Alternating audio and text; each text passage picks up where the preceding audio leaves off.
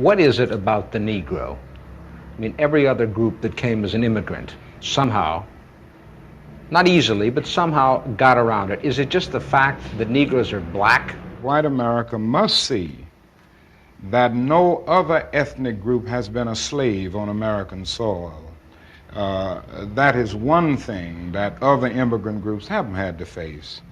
The other thing is that the color became a stigma. American society made the Negro's color a stigma. America freed the slaves in 1863 through the Emancipation Proclamation of Abraham Lincoln, but gave the slaves no land or nothing in reality, and as a matter of fact, to get started on. At the same time, America was giving away millions of acres of land in the West and the Midwest, which meant that there was a willingness to give the white peasants from Europe an economic base.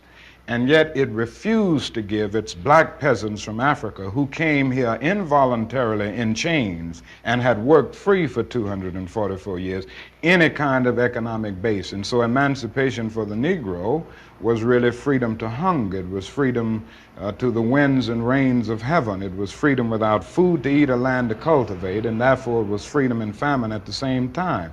And when white Americans tell the Negro to lift himself by his own bootstraps, they don't look over the legacy of slavery and segregation. I believe we ought to do all we can and seek to lift ourselves by our own bootstraps, but it's a cruel jest to say to a bootless man that he ought to lift himself by his own bootstraps. And many Negroes, by the thousands and millions, have been left bootless as a result of all of these years of oppression and as a result of a society that deliberately made his color a stigma and something worthless and degrading.